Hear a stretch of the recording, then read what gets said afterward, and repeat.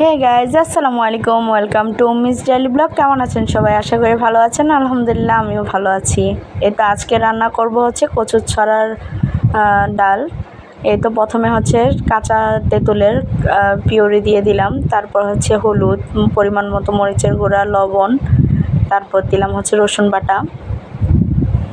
এখন এগুলাকে একসাথে মিশিয়ে নিচ্ছি, ভালোভাবে মিশিয়ে নিতে হবে।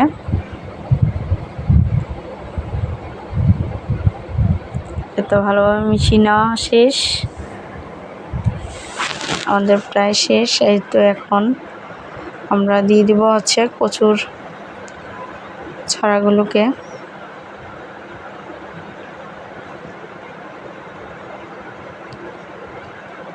এখন হচ্ছে কচুর ছড়াগুলোকে দিয়ে দিব। এই তো কচুর ছড়াগুলো দিয়ে দিলাম।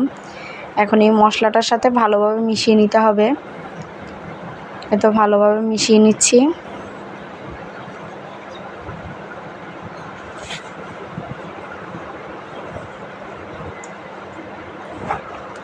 একটু মিশিয়ে নিচ্ছি।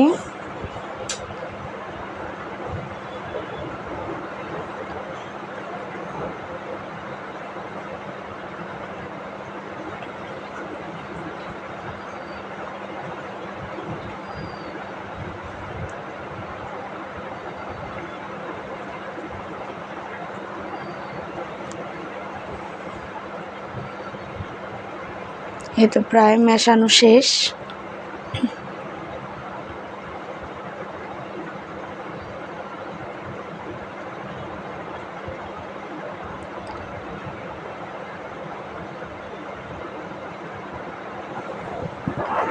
এখন এটাতে হচ্ছে পানি অ্যাড করব। গরম করে ফুটিয়ে নিয়েছিলাম, সেই পানিটা দিয়ে দিলাম।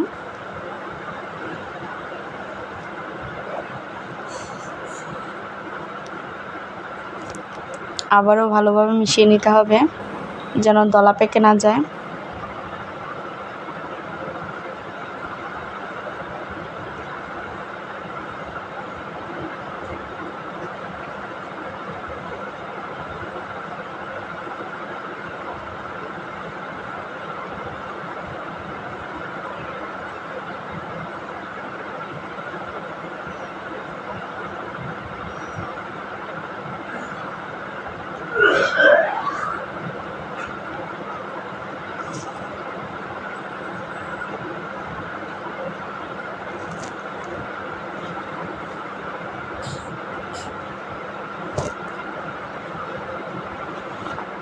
এখানে আরও কিছুটা পরিমাণ পানি অ্যাড করলাম।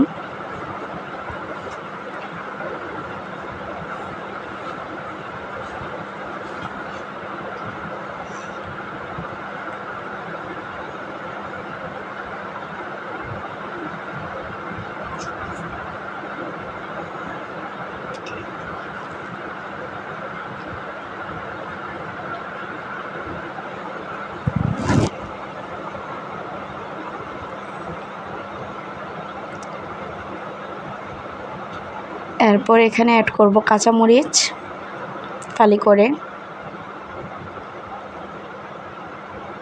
আবারও মিশিয়ে নিচ্ছি।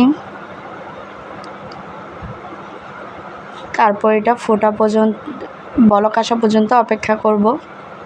এখন ঢাকনা দিয়ে ঢেকে দেব। আর কিছুটা পানি দিয়ে দিলাম, দিয়ে এখন অপেক্ষা করব বলক আসা পর্যন্ত।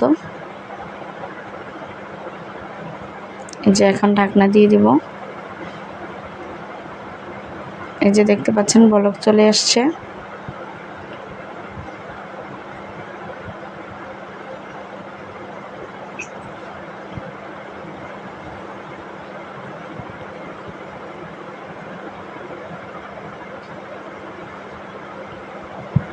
তারপর এটা হচ্ছে বাগার দেওয়ার জন্য হচ্ছে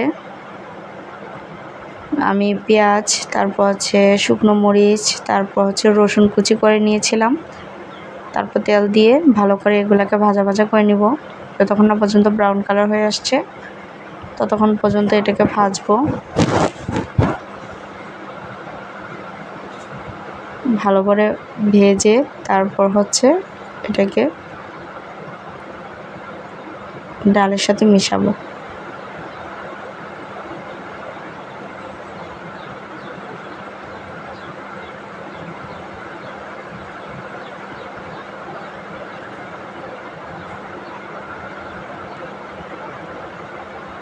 যে এখন ডালের মধ্যে দিয়ে দিলাম বাগারটা।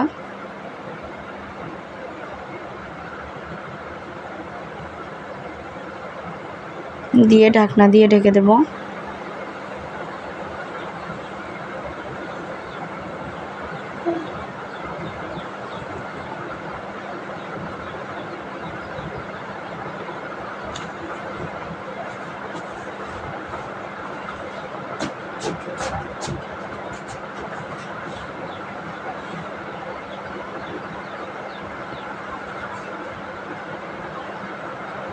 নাড়ানাড়ি করে দিচ্ছি যেন, আর টেস্ট করে নেবেন যেন লবণটা ঠিকঠাক হয়।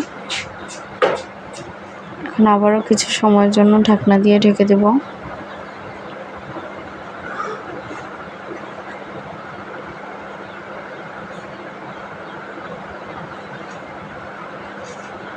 যে দেখতে পাচ্ছেন ঢাকনা দিয়ে ঢেকে দিলাম। তারপরে এই তো ধনিয়া পাতা দিয়ে দিলাম, ফ্রোজেন করা ছিল ধনিয়া পাতা দিয়ে আবার একটু নাড়াচাড়া করে দিলাম।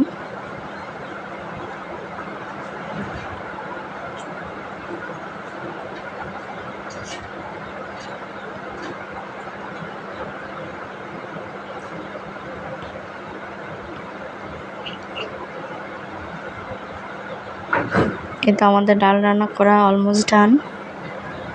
আলহামদুলিল্লাহ, আমি অফ স্ক্রিনে টেস্ট করে দেখলাম, মাশাআল্লাহ অনেক টেস্ট হয়েছে। আলহামদুলিল্লাহ। দেখা হবে নেক্সট কোনো ভিডিওতে। আল্লাহ হাফেজ, আসসালামু আলাইকুম।